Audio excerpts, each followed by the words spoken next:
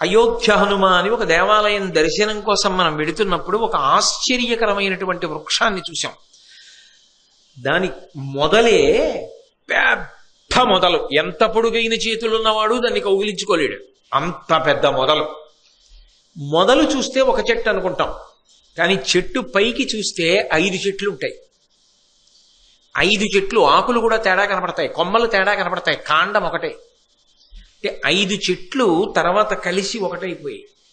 పైకి చూస్తే తేడా చెప్పాలి తప్ప కింద చూస్తే తేడా చెప్పడం సాధ్యం కాదు. 2 అంతగా ఒకటయ్యాయి. అంతగా ఒకటైపోవడం హఠాత్తుగా ఒక రోజులో జరగదు. దేని కాండం దానికి పెరిగిపోతూ దగ్గరైపోయి కలిసిపోయి ఇప్పుడు అసలు విభజించడానికి వీలు లేని రీతిలో అయిపోయి. కర్ణ దుర్యోధనులు అలా అయిపోయారు తర్వాతి కాలంలో. అసలు వాళ్ళిద్దరినీ విభజించడానికి వీల్లేదు. కర్ణుడిప్పుడు దుర్యోధనుడు సంతోషించాలని కోరుకుంటాడు, దుర్యోధనుడిప్పుడు కర్ణుడు ఉన్నాడని ధైర్యంతో బతుకుతాడు. అది వాళ్ళిద్దరి మధ్య అటువంటి గొప్ప స్నేహబంధం ఏర్పడింది. ఇంత గొప్ప కర్ణుడు దుర్యోధనుడి పక్కకి చేరడం ధర్మానికి పెద్ద ప్రశ్న వేసింది, దుర్యోధనుడికి ధైర్యం ఇచ్చింది, భారత యుద్ధానికి కారణమై. ఎప్పుడైతే ఇంత పెద్ద సభామంటపంలో కర్ణుడు నిరుత్తురుడై నిలుచున్నటువంటి సందర్భంలో దుర్యోధనుడు అంతగా ఆదుకుని స్నేహహస్తాన్ని అందించి అంగరాజ్యానికి పట్టాభిషిక్తుణ్ణి చేశాడో, చాలా సంతోషించినటువంటి కర్ణుడు దుర్యోధనుడితో స్నేహం చేయడానికి అంగీకరించాడు. ఇది కర్ణుడు బాగా జ్ఞాపకం పెట్టుకున్నాడు. జ్ఞాపకం పెట్టుకుని అటువంటి సందర్భంలో నన్ను ఆదరించిన వాడు దుర్యోధనుడు. ఏకంగా రాజపదవిని కట్టబెట్టాడు. అటువంటి దుర్యోధనుడితో నేను అరమరిక లేనటువంటి స్నేహాన్ని పొందుతాను అని ఆనాటి నుంచి దుర్యోధనుడి బాధ తన బాధగా స్వీకరించాడు.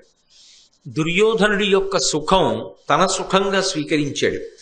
దుర్యోధనుడు మనసులో ఏది కోరుకుంటూ ఉంటాడో అది జరగాలి అని తన మనసులో సంకల్పం చేస్తుండేవాడు. ఎలా ప్రవర్తిస్తే దుర్యోధనుడు సంతోషిస్తాడో అలా ప్రవర్తిస్తూ ఉండేవాడు.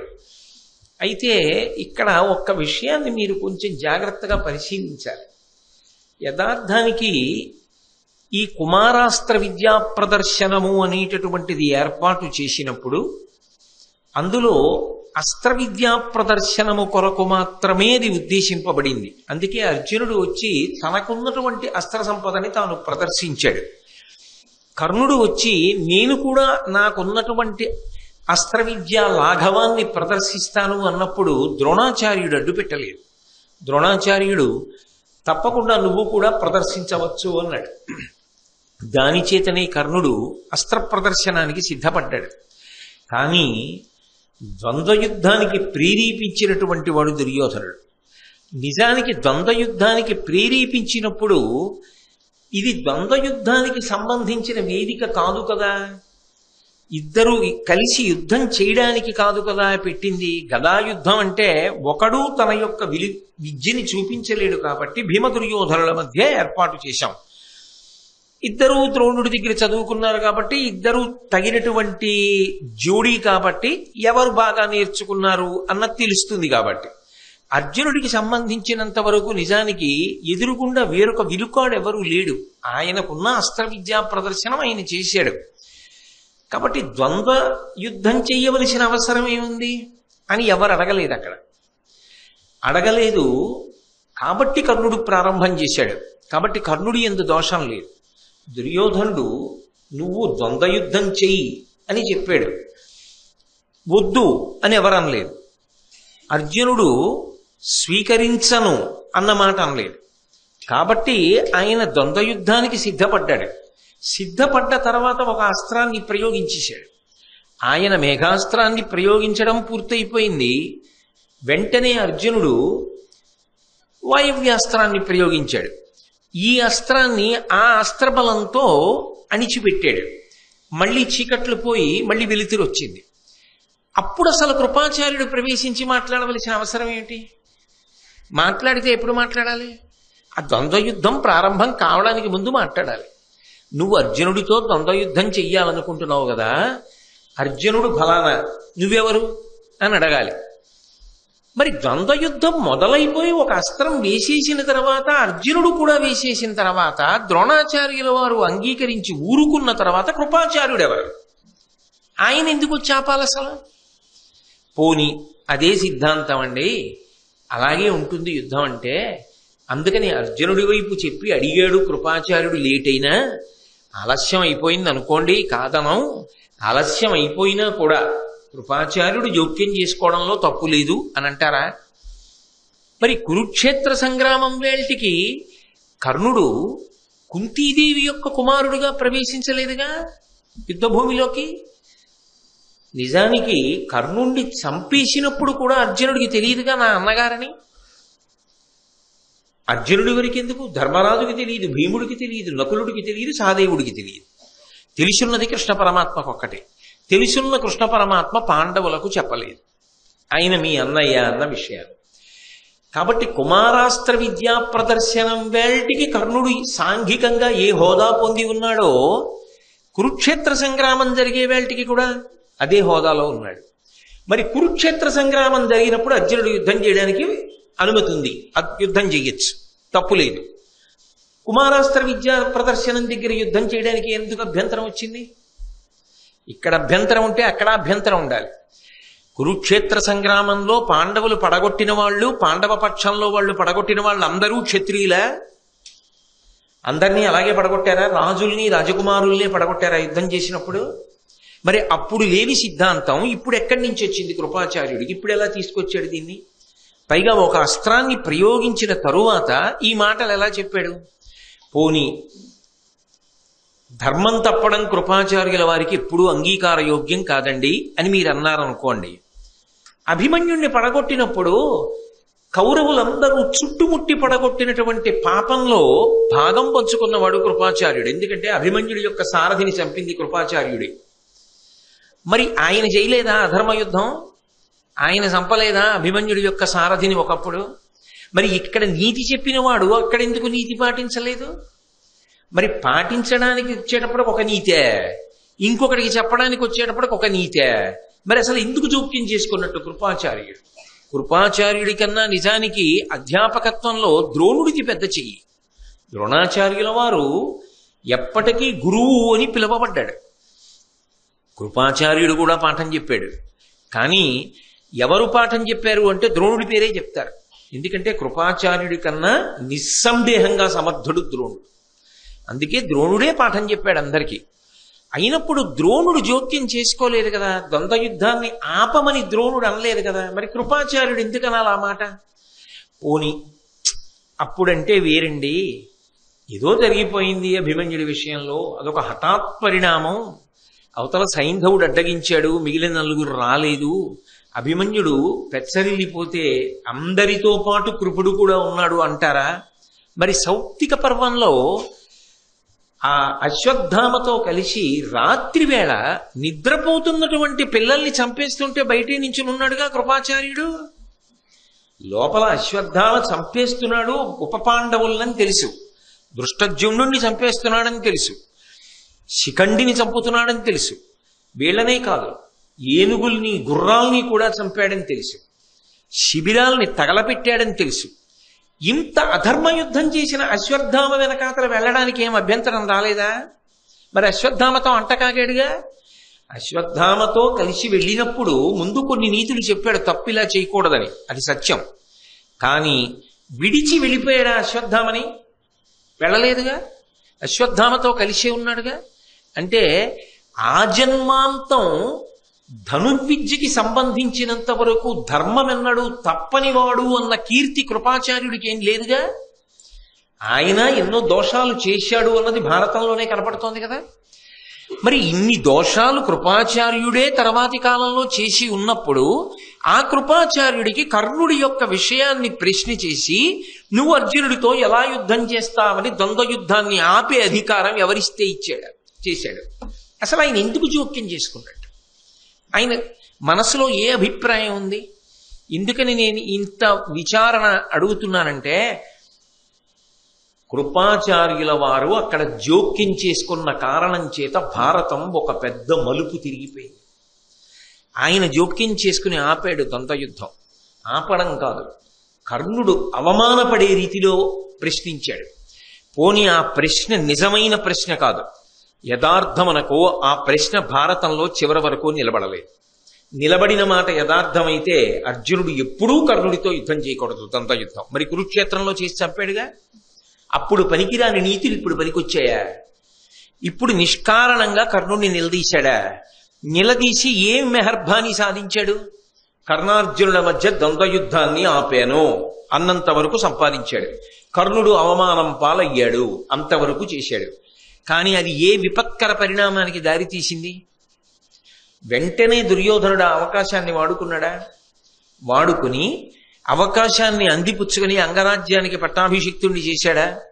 చెయ్యగానే సహజంగా ఏ మనిషి అయినా అంత అవమానాన్ని సభాముఖంగా పొందిన తరువాత ఎవరు అక్కరకొచ్చాడో, ఎవడు తాను ఊరట పొందడానికి కారణమయ్యాడో వాడు ఎందుకు కృతజ్ఞతని పొందుతాడా? పొందడా? కృతజ్ఞతని పొందుతాడు. కాబట్టి సహజంగా కర్ణుడు దుర్యోధనుడిని ఏమడిగాడు? ఇంతటి మహోపకారం చేసావు, నేను నీకేం చెయ్యగలనని అడిగాడు. నువ్వు నాతో స్నేహం చెయ్యన్నాడు. అప్పటికి చాలా అందంగా జవాబు చెప్పాడు దుర్యోధనుడు. కర్ణుడు మాటిచ్చాడు. ఇప్పుడు కర్ణుడు దుర్యోధనుడి పక్షం వైపుకి తిరిగిపోయాడు. ఇలా ఆపి, ఇలా సారం లేని ప్రసంగాన్ని కృపాచార్యుల వారు చేసి ఉండకపోతే మహాభారతం ఏ మలుపు తిరిగి ఉండేది? కర్ణార్జునులు ఇద్దరూ ద్వంద్వయుద్ధాన్ని చేసి ఉంటే, ద్రోణుడు ఊరుకున్నట్టే ఊరుకుంటే, కృపాచార్యుడు కూడా. అర్జునుడు గెలిచాడనుకోండి. అర్జునుడు గెలిచిన తరువాత అర్జునుడు గెలిచిన తర్వాత దుర్యోధనుడు రాజ్యం ఇవ్వవలసిన అవసరం ఎందుకు కలుగుతుంది?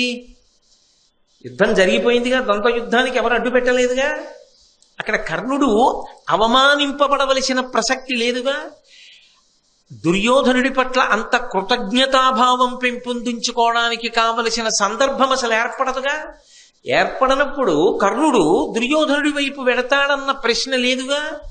లేనప్పుడు మహాభారతం నడవదుగా. కర్ణుడు ఉన్నాడన్న ధైర్యంతో కదా దుర్యోధనుడు చిట్ట చివరి వరకు కూడా యుద్ధానికి ముందంజ వేశాడు. కర్ణుడే పక్కన లేకపోతే, కర్ణుడే అంత స్నేహశీలి కాకపోతే, నేను నీకు పక్కన ఉంటానన్న మాట తప్పకుండా కర్ణుడు తన పక్కన ఉంటాడన్న విశ్వాసము దుర్యోధనుని యందు పూర్తిగా నిలబడకపోతే అసలు దుర్యోధనుడు ఒక్కనాటికి యుద్ధానికి వెళ్ళేవాడు కాదు, రాజ్యం ఇచ్చేసేవాడు పాండవులకు. అంటే 18వ పర్వం వరకు వెళ్ళడానికి వీలుగా 1వ పర్వంలో జోక్యం చేసుకుని అనవసరపు మాటలు మాట్లాడిన వాడెవరు? కృపాచార్యుడే. ఆయన అలా మాట్లాడి ఉండకపోతే కథ ఇంకొక మలుపు తిరిగేది అనే విషయంలో మీకు ఎవరికైనా భేదాభిప్రాయం ఉందా? ఉండే అవకాశం ఉంటుందా? పైగా అసలు ఎందుకు, ఏ అవసరానికి మాట్లాడాడు కృపాచార్యుడు? ద్రోణాచార్యుడే మాట్లాడటం లేదు కదా, భీష్ముడు మాట్లాడలేదు కదా. అసలు ఆ సభలో ఒక విచిత్రం ఉంది. భీష్ముడు ఏం మాట్లాడితే అది మాట్లాడతాడు ద్రోణుడు. ద్రోణుడు అక్కడ ఉన్నాడని కృపాచార్యుడు ఉండిపోయాడు. కృపాచార్యుడి చెల్లెలి పేరు కృపి. ఆ కృపిని పెళ్లి చేసుకున్నవాడు ద్రోణాచార్యుడు. బావగారు ఇక్కడ ఉన్నారని కృపాచార్యుడు ఉండిపోయాడు. భీష్మాచార్యులు వారు ఉండిపోయారని ద్రోణాచార్యులు వారు ఉండిపోయారు. నిజానికి భీష్ముడు ద్రోణుడు సమవయస్కులు. అందుకే ఎప్పుడైనా భీష్ముడు ఏదైనా మాట్లాడితే ద్రోణుడు కాదనడు. ఎందుకంటే తాను ఎంతో దరిద్రం అనుభవించినటువంటి వాణ్ణి ఇంత గొప్ప స్థితిలో నిలబెట్టినవాడు భీష్ముడు. భీష్ముడి పట్ల ద్రోణుడి గౌరవం అది. భీష్ముడి పట్ల ద్రోణుడికి ఏ గౌరవం ఏర్పడిందో అటువంటి గౌరవమే కర్ణుడికి ఇప్పుడు దుర్యోధనుడి యందు ఏర్పడింది. ద్రోణుడు ఏమంటాడో అదే కృపాచార్యుడు అంటూ ఉంటాడు సాధారణంగా. ద్రోణుడు తండ్రి కాబట్టి ద్రోణుణ్ణి విడిచిపెట్టలేక అశ్వత్థామ ఉండిపోయాడు. భీష్ముడు, ద్రోణుడు, కర్ణుడు, భీష్ముడు, ద్రోణుడు, కృపుడు, అశ్వత్థామ, ఈ నలుగురు కౌరవుల దగ్గర ఉండిపోవడానికి కారణం భీష్ముడు అక్కడ ఉండిపోవడం. అందుకుని ఈ నలుగురు ఒక చోట ఉండిపోయారు. అయినప్పుడు తాను మాట్లాడేటప్పుడు తనకన్నా పెద్దవాళ్ళు సభలో ఉన్నారుగా. ద్రోణుడు ఉన్నాడు, అసలు పాఠాలు నేర్పిన ఆయన తనేదో చిన్నప్పుడో పాఠం చెప్పాడు. ఇప్పుడు కుమారాస్త్ర విద్యా ప్రదర్శనం ఏర్పాటవడానికి ప్రధాన కారకుడు ద్రోణుడు. దానికి అనుమతిని ఇవ్వవలసిన వాడు ద్రోణుడు, ఇచ్చినవాడు ద్రోణుడు. అయినప్పుడు భీష్ముడు మాట్లాడాల, ధృతరాష్ట్రుడు మాట్లాడాల, మహారాజ హోదాలో మాట్లాడితే ధృతరాష్ట్రుడు మాట్లాడాలి, అథవా ఒక్క కారణానికి మాట్లాడితే కుంతి మాట్లాడాలి. ఎందుకని? సహజ కవచ కుండలములతో ఉన్నవాడు కాబట్టి ఈ కర్ణుడు నా పుత్రుడు. ఇప్పుడు చెప్తున్నాను సభాముఖంగా, ఇన్నాళ్ళు దాపరికం వహించా. ఇవాళ ప్రారంభమైనటువంటి ఈ వైషమ్యాలు భవిష్యత్తులో ఎక్కడికి దారితీస్తాయో, ఎక్కడికి దారి తీసినా పోగొట్టుకునేది నా బిడ్డల్ని కదా అని మాట్లాడే అధికారం ఏమైనా ఉంటే, ద్వంద్వయుద్ధాన్ని ఆపే అధికారం ఏమైనా ఉంటే యథార్థానికి కుంతీదేవికి ఉంది. మరి అసలు కృపాచార్యుల వారు దేని కొరకు దూరినట్ట మధ్యలోకి? నీకెందుకంత బాధ అంటారేమో. అలా దూరబట్టి కదా కర్ణుడికి అవమానం జరిగింది. అవమానం జరగబట్టి కదా దుర్యోధనుడు అవకాశం వాడుకున్నాడు కాబట్టి కదా స్నేహం అంకురించింది. స్నేహం అంకురించబట్టి కదా దుర్యోధనుడి వెనక ఉన్నాడు. ఉండబట్టి కదా ధైర్యంగా కురుక్షేత్రానికి వెళ్ళాడు. వెళ్ళబట్టి కదా భారత యుద్ధం జరిగింది. లేకపోతే ఆదిపర్వం దగ్గరే భారతం అయిపోయింది. ఇది పెనుమలుపు. అర్జునుడితో యుద్ధం చేసేవాడు లేకే తటపటాయిస్తున్నాడు దుర్యోధనుడు. ఎప్పుడు చక్కగా భర్తీ చేశాడు ఆ స్థానాన్ని. ఎవరు భర్తీ చేశారు? యథార్థానికి కృపాచార్యుల వారు తన నోటి మాటతో భర్తీ చేశారు. అయితే అసలు కృపాచార్యుడి ఉద్దేశ్యం ఏమై ఉంటుంది? ఏదో కారణం లేకుండా జోక్యం చేసుకోకూడదు కదా. ఆయన్ని తొందరపడి తప్పుపట్టడానికి వీల్లేదు. ఎందుకనంటే ఆయన గురుస్థానంలో ఉన్నవాడు. పాండవులకు కౌరవులకు మొదట పాఠం నేర్పినవాడు ఆయనే. అయినప్పుడు ఏ కారణం లేకుండా అకస్మాత్తుగా మధ్యలోకి వచ్చి ఆపేసి ఏదో మాట్లాడతాడా? ఏదో ఉండాలి ఆయన ఉద్దేశ్యం. ఏ ఉద్దేశ్యానికి ఆపి ఉంటాడు అంటే, భారతాన్ని పరిశీలిస్తే సహజంగా మనకు ఒక విషయం స్ఫురిస్తుంది. బహుశः ఇందుకే ఆపి ఉంటాడు వాళ్ళిద్దరి యుద్ధాన్ని. ఏ కారణం అయి ఉంటుంది? పాఠం నేర్పబడినటువంటి అర్జునుడి కన్నా గొప్ప విలుకాడు ఇంకొకడు లేడు అన్నది ద్రోణుడికి మొదటి నమ్మకం. ద్రోణాచార్యుల వారికి ఆ నమ్మకం ఉంటే కృపాచార్యుల వారికి ఉంటుంది. పైగా మీరు భారతాన్ని పరిశీలిస్తే కృపాచార్యుల వారికి అర్జునుడి మీద పక్షపాతం ఉందని, అర్జునుడి మీద చాలా అభిమానం ఉందని స్పష్టంగా అర్థమవుతుంది. అన్నిటికన్నా విశేషం ఏమిటంటే కృపాచార్యుల వారు చిరంజీవి. ఆయన మరణించడు. అందుకే భారత యుద్ధం ప్రారంభం అవుతోందనగా ధర్మరాజు గారు వచ్చి కృపాచార్యుడికి నమస్కారం చేస్తే ఓ మాట అన్నాడు, నేను మరణమును పొందను అన్నాడు. నాకు మరణం లేదు అన్నాడు. మరణం లేనివాడు దుర్యోధనుడి పక్షాన యుద్ధం చేశాడు. ఆశ్చర్యం ఏమిటంటే అసలు నిజానికి ద్రోణుడు మరణించాడు, అశ్వత్థామ చిరంజీవి. కానీ కృష్ణుడి యొక్క శాపాన్ని పొంది కథలో ఎక్కడా కనపడకుండా ఉగ్రమైన రూపంతో వెళ్ళిపోయాడు. కౌరవ పక్షాన యుద్ధం చేసి అశ్వత్థామతో కలిసి వెళ్లి సౌప్తిక పర్వంలో అక్కడ జరిగిన అన్యాయంలో కనీసంలో పక్కన నించున్నాడన్న పాపమైన మూట కట్టుకున్నవాడు కృపాచార్యుడు. కానీ అదే కృపాచార్యుడు పాండవ కౌరవ యుద్ధం పూర్తయిపోయిన తర్వాత మళ్ళీ పాండవుల పక్షానికి వచ్చాడు. వచ్చి పరీక్షిత్తుకి గురువయ్యాడు. గురువై పాఠం నేర్పాడు. ఆయన కథ సుఖాంతమైంది.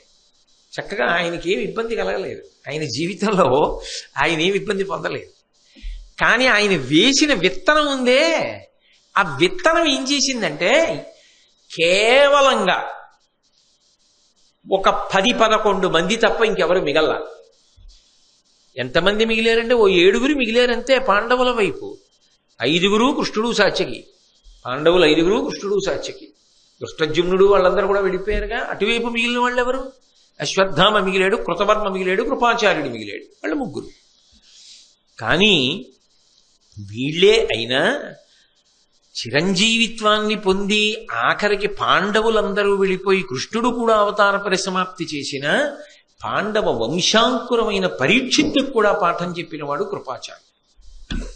చిరంజీవి భవిష్యత్ సప్తర్షుల్లో ఒకడుగా పేరు పొందాడు ఇతర పురాణములను బట్టి.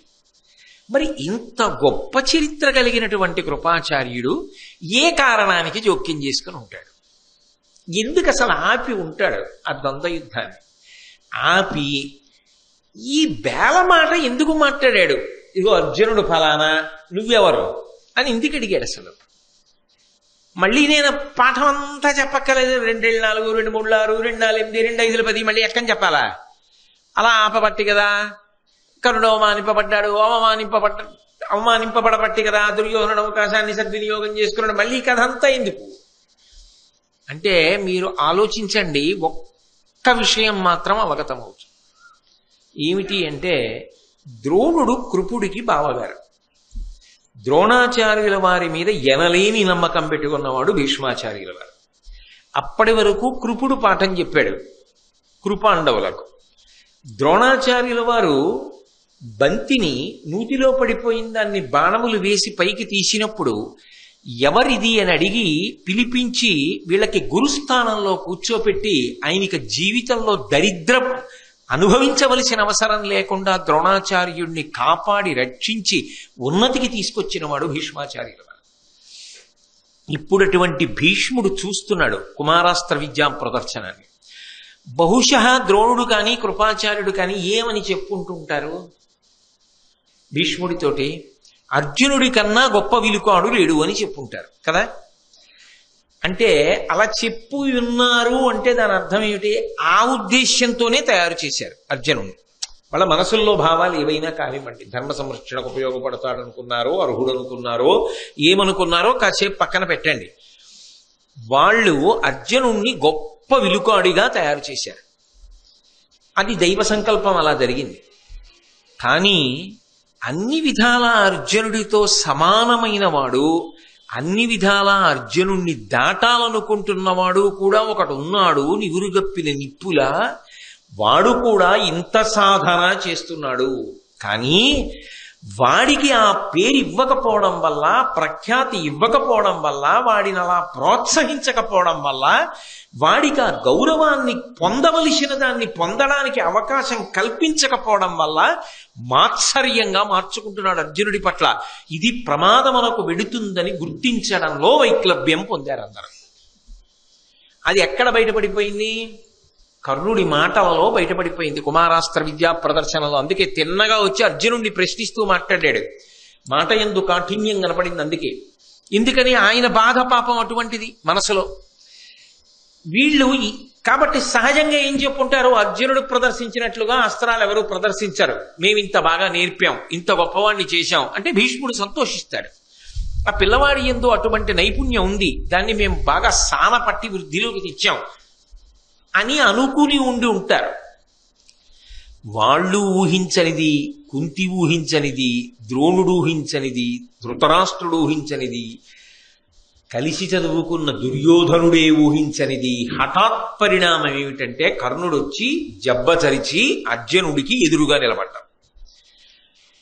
అవకాశాన్ని వాడుకుని మలుపు తిప్పినవాడు దుర్యోధనుడు. ద్వంద్వయుద్ధం చెయ్యి అన్నాడు.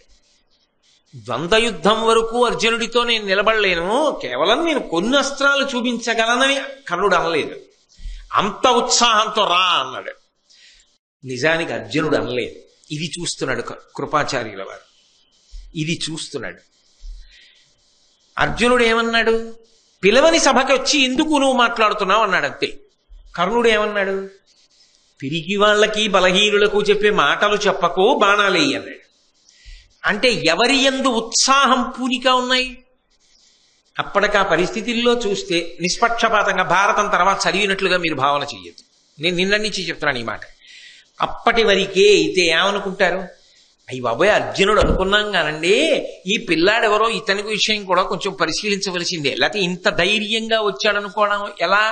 పైగా ఏదో తెంపరతనంగా మాట్లాడుతున్నాడేమో అంటే అసలు బాహ్యంలో ఆ రూపం కానీ, ఆ శౌర్యం కానీ, ఆ స్ఫూర్తి కానీ అలా ఉన్నాయని చెప్పి నన్నయ్య గారే చెప్తున్నారా లేదా?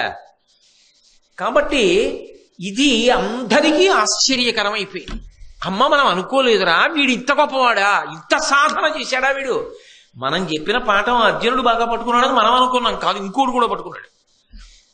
ఇప్పుడు యుద్ధం ప్రారంభమైంది. ఇది అనుకోలేదు. అందరూ తెల్లబోయి చూస్తున్నారు. చూస్తుండగా ఏమవుతుందిలే అనుకున్నారు. కానీ మొదటి అస్త్రం కర్ణుడు వేశాడు. అదేం మామూలుగా వేయలేదు. మేఘాస్త్రం వేసేటప్పటికి కటిక చీకటి కప్పుకుంది. ఈ కటిక చీకటి కప్పుకున్నప్పుడు సహజంగా ఏమైందంటే కుంతి స్పృహ తప్పిపోయింది. అర్జునుడు ఏమైపోయాడు? అర్జునుడు ఏమైపోయాడని కుంతీదేవి స్పృహ తప్పింది తల్లి కాబట్టి, శిష్యుడు కాబట్టి మనం వీడిని బాగా తయారు చేశామని చెప్పాం. ఈ చీకట్లో ఇంకా కూడా ఏమైనా చేశాడా? అసలు వీడు ఉన్నాడా ఊడిపోయాడా అన్న ఆందోళన ఎవరికి ఉంటుంది? సహజంగా తయారు చేసిన గురువులు ద్రోణుడికి కృపుడికి ఉంటుందా ఉండదా? నా మీదకి ఎందుకు వస్తుంది, ద్రోణాచార్యుల వారి మీదకి పోతుంది, ఆయన కదా నేర్పింది అనడానికి బావగారు బావమరిది బతకగోరుతాడు. ఆ బావగారు ఉన్నారని కదా కృపాచార్యుల వారు ఇక్కడ ఉన్నాడు. మరి తన చెల్లెల్నే కదా ఇచ్చాడు. పైగా ఇద్దరు కవల పిల్లలు, కృపాచార్యుల వారు కృపి చంద్ర మహారాజు గారు పెంచాడు. వాళ్ళిద్దరూ కవల పిల్లలు. కవల పిల్లలంటే కలిసి పుట్టారు, కలిసి పెరిగారు, కలిసి అనుకోకుండా ఓ చోట ఉన్నారు. సాధారణంగా అన్న చెల్లి ఓ చోట ఉండరు. ఎంత అమ్మ కడుపులో కలిసి ఉన్నా, ఎంత తర్వాత కలిసి పెరిగినా ఏదో ఒక రోజున అన్న చెల్లెళ్ళు దూరంగా ఉంటారు. ఎందుకంటే అన్నగారు ఎక్కడో ఉంటాడు, చెల్లెలు వివాహం అయిపోయిన తర్వాత భర్తతో ఎక్కడికో వెళ్ళిపోతుంది. కాబట్టి ఇద్దరు విడిగా ఉండక తప్పదు ఎప్పుడో అప్పుడు. కానీ వాళ్ళ అదృష్టం ద్రోణుడు కృపాచార్యుడు ఒక చోట ఉన్నారు. అందుకని చెల్లెల్ని రోజు చూస్తున్నాడు, ద్రోణుణ్ణి చూస్తున్నాడు. బావగారు ఇంత గౌరవం తెచ్చుకున్నారు, బావగారు ఇంత బాగా పాఠం చెప్పారు, అమ్మయ్య మా చెల్లెలి కష్టాలు పోయాయి, ఇవాళ భీష్ముడు చల్లగా చూడబట్టి సంతోషంగా ఉన్నారు. ఇప్పుడు ద్రోణుడు చెప్పిన మాట నిలబడుతోందా? అర్జునుడు కనపడలేదనుకోండి, వాయువ్యాస్త్రం వేయలేదనుకోండి, ఆయన కంగారు పడ్డాడు అనుకోండి. ఎందుకంటే కంగారు పడ్డాడనడానికి ఒక చిన్న అవకాశం ఉంది అక్కడ సన్నివేశంలో. 1000 బాణం నేను చూస్తాను అనలేదు అర్జునుడు. నిన్నెవడు రమ్మన్నాడన్నాడు కానీ 1000 బాణాలు అనలేదు. 1000 బాణాలు అన్నవాడు కర్ణుడు. తెగింపు కర్ణుడిలో కనపడుతోంది అక్కడ. ఏమయ్యాడు? ఇంతలో వాయువ్యాస్త్రం వేశాడు అర్జునుడు, కనబడ్డాడు. గురే దీన్ని ఇక్కడతో ఆపేస్తే గొడవ వదిలిపోతుందేమో. ఏంటంటే వీడు సామాన్యుడిలో కనపట్టలేదు, వీడు ఇంకా వేస్తే బాణాలు. ఏమైనా అయితే అర్జునుడికి ఏమమ్మక్కర్లేదు, స్పృహ తప్పి పడిపోయాడు అనుకోండి. జబ్బలు తెరిచేస్తాడా కర్ణుడు? ఆకాశం అదిరిపోయేలా అరుస్తాడా? ముందు తల ఎవరు దించుకోవాలప్పుడు? ద్రోణాచార్యుల వారు. ఎందుకని అంటే ఇంత విలుకోడు లేడు, నేను ఇంత గొప్పవాడిని తయారు చేశానని ఆయనది సంతోషం. ఆయన ఇంత గొప్ప శిష్యుల్ని చేశాను. ప్రత్యేకంగా అర్జునుడి విషయంలో ద్రోణుడికి భారతం అంతా అభిమానమే. అయినప్పుడు ద్రోణుడు తలంచుకుంటాడు. ద్రోణుడు తలంచుకుంటే నాకేం సంబంధం అని కృపాచార్యులు వారు ఊరుకోలేడు. ఆయన తలంచుకోవాలి. ఇప్పుడు ఆయనకి ఏమిటంటే అర్జున రక్షణంతో పాటు బావగారిని రక్షించుకోవాలని ఒక తాపత్రయం వచ్చేసింది. ఆ తాపత్రయంలో ఏం చేశాడంటే ముందు అసలు ఎలా ఆపత్స ఆలోచించాడు. తెలియనివాడు అనుకోవడానికి ఏం వీల్లేదు కృపాచార్యుడు. కర్ణుడి యొక్క చరిత్ర తెలియనివాడు, కర్ణుడు ఎక్కడ పెరుగుతున్నాడన్న విషయం తెలియని అమాయకుడు అనుకోవడానికి ఆస్కారం లేదు భారతంలో. అందుకే యుద్ధాన్ని ఆపి అడిగాడు, ఇతను ఫలానా నువ్వెవరన్నాడు. తలదించేశాడు కర్ణుడు. అంటే అసలు నిజానికి ద్వంద్వయుద్ధం జరిగితే గెలిపోవటములెటో, రావలసిన అవసరం లేని ఓటమిని తల మీద రుద్దినవాడు కృపాచార్యుడు యుద్ధాన్ని ఆపడం కోసం. ఆయన అక్కడి వరకే ఆలోచించాడు. తర్వాత చూద్దాం. ప్రస్తుతానికి మనం చెప్పినట్టుగానే అర్జునుడు నిలబడ్డాడు. ఈయన అస్త్రం ఇస్తే ఆయన అస్త్రంతో కొట్టేశాడు కదా, ఇక పైన మనం అనుమతించద్దు. ఆ తర్వాత కర్ణుడు అర్జునుడా మనం చూద్దాం, ఇంకో 2 పాఠాలు ఎక్కువ చెప్దాం అనుకున్నాడు. తర్వాత బావగారితో మాట్లాడదాం అనుకున్నాడు. ఇక్కడ వరకే చెప్పాడు. కానీ ఆయన ఊహించంది ఏమిటంటే దుర్యోధనుడు పట్టాభిషేకం చేస్తాడు. ఈయన ఒకందుకు జోక్యం చేసుకున్నాడు, ఆయన ఒకందుకు పట్టాభిషేకం చేశాడు. కర్ణుడు ఒకందుకు రాజ్యాన్ని పొందాడు. ఎందుకంటే ఇంత అవమానాన్ని తట్టుకుని నిలబడడానికి అవకాశం వచ్చింది. ఆయనకి జీవితంలో కోరిక ఏమిటంటే నాకు అంత శక్తి ఉన్నా నన్ను పక్కన పెట్టి అర్జునుడిని పొగుడుతున్నారు, ఇప్పుడు నేను కూడా మళ్ళీ ఇంత గౌరవాన్ని పొందాలి అంటే నేను కూడా ఒక రాజును అవ్వాలి. అనుకోకుండా వచ్చింది అవకాశం, నేనెందుకు వదులుకోవాలి? కాబట్టి కర్ణుడు పుచ్చుకున్నాడు అవకాశాలు. ఆయనని తప్పనడానికి లేదు భారతంలో, కాబట్టి ఆయన ఒప్పుకున్నాడు. లోపల దుర్బుద్ధితో దీన్ని చక్కగా వాడుకున్నవాడు దుర్యోధనుడు. రాజతంత్రానికి సంబంధించినంత వరకు దుర్యోధనుడు చెడ్డవాడనడానికి లేదు. మరి శత్రువులు కొట్టగలిగినటువంటి వీరుడు దొరికినప్పుడు వాడుకోకపోతే ఆయనేమి రాజు, ఆయనదేమి ఆలోచన? అందుకని దుర్యోధనుడికి తప్పనడానికి లేదు. కృపాచార్యుడు ఎందుకు మాట్లాడాడు అనడానికి తప్పు లేదు, ఆయన ఒకందుకు ఆలోచించాడు. అర్జునుడు ఎందుకు అస్త్రం వేశాడు వేయకుండా ఉంటే బాగుండేది అనడానికి వీల్లేదు. వేయకుండా ఆయన ఎలా ఉంటాడు అంటే ఎవ్వరి చేతిలోనూ లేని రీతిలో కథ చేయి దాటిపోయి ఇక ఇక్కడి నుంచి అది నాన్ స్టాప్ బస్సు. 18వ పర్వంలోనే ఆగాలి. కర్ణుడితో మొదలైన కథ కర్ణుడు పడిపోతేనే ఆగాలి. అందుకే కర్ణుడు మూలమైపోయాడు భారతానికి. అక్కడ ఇలా తిప్పింది ఎవరూ ఇలా తిప్పుదామని అనుకోలేదు, కానీ తిరిగిపోయింది. అప్పుడు ఏమనాలి? దేవతల వ్యూహం అనాలి. మనకి ఎవరికైనా దొరికే జవాబు ఏమిటి? దేవతా వ్యూహం అండి అని దాన్ని పూర్తి చేయాలి. దేవతా వ్యూహం అండి అని చెప్పడానికి అవకాశం ఏమిటి? భారతం అంతా మీరు చదివేశారని అనుకోవాలి. ఇప్పుడు చదివేస్తే ఏం తెలుస్తుంది? ధర్మ సంస్థాపన కోసం పరమేశ్వరుడు అవతార స్వీకారం చేస్తాడు. అక్కడ అవతార స్వీకారం కృష్ణుడు ఒకడే చేశాడా? ఇంకా ఎవరైనా అవతార స్వీకారం చేసిన వాళ్ళు ఉన్నారా? చాలా మంది ఉన్నారు. ధర్మరాజు గారు ధర్మం యొక్క అంశలో వచ్చాడు, భీముడు వాయుదేవుడు అంశలో వచ్చాడు. అవతారములు కాకపోయినా అంశలో వచ్చినవి, కానీ ఖచ్చితముగా అవతారములే అని చెప్పడానికి తిరుగులేనివి మాత్రం 2 ఉన్నాయి అక్కడ. ఒకటి నారాయణుడు. నారాయణుడు కృష్ణుడిగా వచ్చాడు. రెండవది ఎవరు? నరుడు. నరుడు అర్జునుడిగా వచ్చాడు. నరనారాయణులు నడిపించారు భారతాన్ని. అయినప్పుడు నరుడు నారాయణుడు భారతం అంతా ఒక పక్షం వైపే తిరిగి ఉన్నారు. నరుడికి శత్రువుగా ఇప్పుడు కర్ణుడు దుర్యోధనుడి పక్షంలోకి వెళ్ళాడు. అంటే ధర్మ సంస్థాపనలో నరుడికి కర్ణుడికి ఏదో వైరం జరిగి తీరాలని దేవతా వ్యూహంలో ఎక్కడో ఉండాలి కదా. మీరు బాగా పట్టుకుంటున్నారా అని చెప్పింది? అర్జునుడు నరుడి యొక్క అవతారం, నరనారాయణులు కదా. నారాయణుడు కృష్ణుడు, నరుడు అర్జునుడు. కృష్ణుడు అవతార ప్రయోజనంలో ఏం చేశాడు అంటే మీరు విన్నారు. అసలు కృష్ణుడు లేని భారతమే లేదు, ఏం చేయలేదని అడగాలంతే, అన్నీ చేశాడు. మరి నరుడు నారాయణుడు ఎప్పుడూ కలిసే ఉంటారు. ఉన్నప్పుడు నరుడికి శత్రువు అయితే కదా దుర్యోధనుడి వైపు గెడతాడు. ఎందుకంటే ధర్మ సంస్థాపన అన్నప్పుడు దుర్యోధనుడిని పడగొట్టడమే ధర్మ సంస్థాపన. ఎందుకని? ఆయనే కదా ధర్మానికి అంతటికీ కూడా పెద్ద ఇబ్బంది కల్పించేటటువంటి వ్యక్తి. అయినప్పుడు దుర్యోధనుణ్ణి పడగొట్టాలి. దుర్యోధనుణ్ణి పడగొట్టడానికి నరనారాయణులు వచ్చారు. దుర్యోధనుణ్ణి పడగొట్టడానికి నరనారాయణులు వస్తే దుర్యోధనుడికి బలాన్ని కూర్చడానికి కర్ణుడు తిరిగాడు. అటు తిరిగాడు అంటే అర్జునుడికి కర్ణుడికి ఇలా మాత్సర్యం మొదటి నుంచి ఉండిపోతోంది అంటే చిట్ట చివరికి ఏదో ఒక సందర్భంలో అర్జునుడి ప్రతిజ్ఞ చేయాల్సి వచ్చింది, నేను కర్ణుడిని చంపేస్తానని. అంటే ఇప్పుడు నరుడికి శత్రువుగా వచ్చేశాడు అని అర్థమైపోతోంది కథలో. ఇలా రావడానికి కథాపరంగా తిరగడం ఒకటేనా, ఇంకా ఇంతకన్నా దేవతా వ్యూహం ఉన్నది అని పూరణ చేయడానికి ఏమైనా అవకాశం ఉన్నదా? అంటే భారతం 18 పర్వాల్లో అలా కనపడదు, అది కథ తిరిగినట్టే కనపడుతుంది. కానీ స్కాంద పురాణాన్ని, అగ్ని పురాణాన్ని, పద్మ పురాణాన్ని పరిశీలిస్తే అందులో ఒక పెద్ద మలుపు ఒకటి కనపడుతుంది. ఒకానొకప్పుడు సహస్ర కవచుడు అని ఒక రాక్షసుడు ఉండేవాడు. ఆయన గొప్ప తపస్సు చేశాడు. ఆయనకి సహజముగా కవచము కుండలములు ఉండేవి.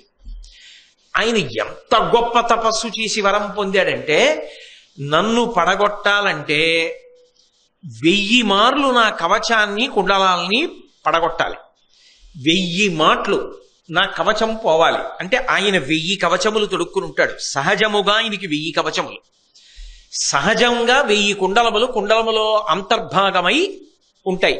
పైకి ఒక కుండలాలే కనపడుతుంటాయి, కానీ 1000 కుండలములు, 1000 కవచములు. నన్ను పడగొట్టాలంటే 1000 సంవత్సరములు తపస్సు చేసిన వాడు బాణం వేస్తే ఒకసారి ఒక కవచం ఒక కుండలాలు వదులుతాడు. అంటే 1000 సంవత్సరాలు తపస్సు చేస్తే ఒక్కసారే పోతాయి, ఒక కవచం ఓ కుండలాలు పోతాయి. ఇంకెన్ని మిగులుతాయి? 999. మళ్ళీ వెంటనే బాణం వేస్తానంటే కుదరదు. మళ్ళీ 1000 ఏళ్ళు తపస్సు చేయాలి. తపస్సు చేసి వచ్చి బాణం వేయాలి. బాణం వేసి మళ్ళీ ఇంకో కవచం, ఇంకో కుండలం సెట్ తాలూకా యుగళి రెండింటినీ కలిపి పడగొడుతూ ఉండాలి. ఈయన్ని పడగొట్టవలసి వచ్చింది నరనారాయణుడు. పడగొట్టడానికి వాళ్ళిద్దరు ఏం చేశారంటే పంచుకున్నారు. పంచుకుని నారాయణుడు నరుడు కలిపి తపస్సుకి కూర్చున్నప్పుడు ఇద్దరికీ నియమం ఏమిటంటే, ముందు ఒకడు 1000 సంవత్సరాల తపస్సు పూర్తి చేస్తాడు. నారాయణుడు పూర్తి చేశాడు. నారాయణుడు సహస్ర కవచుడితో యుద్ధానికి ఎడతాడు. నరుడు 1000 ఏళ్ళు తపస్సు కూర్చుంటాడు. ఈయన వెళ్ళి ఆయనతో యుద్ధం చేసి కొంతకాలం యుద్ధం అయిన తర్వాత ఆయన కవచాన్ని, ఆయన కుండలములను తెగ్గొట్టేస్తాడు. ఆ తర్వాత ఆయన పడగొడతాడు. వాడు మళ్ళీ వస్తాడు. ఈలోగా మళ్ళీ 1000 సంవత్సరాల తపస్సు నరుడు పూర్తి చేస్తాడు. నరుడు పూర్తి చేసి మళ్ళీ యుద్ధానికి వెళ్ళినప్పుడు నారాయణుడు కూర్చుంటాడు 1000 ఏళ్ల తపస్సుకి. ఈయన వెళ్ళి మళ్ళీ కొడతాడు. కొట్టి మళ్ళీ వస్తాడు. 1000 ఏళ్ళు పూర్తి చేసుకుని నారాయణుడు వెళ్తాడు. ఇలా 999 మాటలు పడగొట్టారు కవచ కుండలాలను. ఆఖరిసారి సహజ కవచము సహజ కుండలములతో వచ్చే ముందు ఆయన ఏం చేశాడంటే, ఆ రాక్షసుడు సూర్యోపాసన చేశాడు. ఇప్పుడు సూర్యోపాసన చేసిన కారణము చేత సూర్యానుగ్రహంగా వచ్చాడు. అందుకని ఆఖరిసారి సహజ కవచ కుండలాలు విడిపోయాయి. ఇప్పుడు ఇది వంతె ఎవరికి వచ్చిందంటే నరుడికి వచ్చింది. నరుడు అర్జునుడుగా వచ్చాడు. సహస్ర కవచుడు కర్ణుడిగా వచ్చాడు.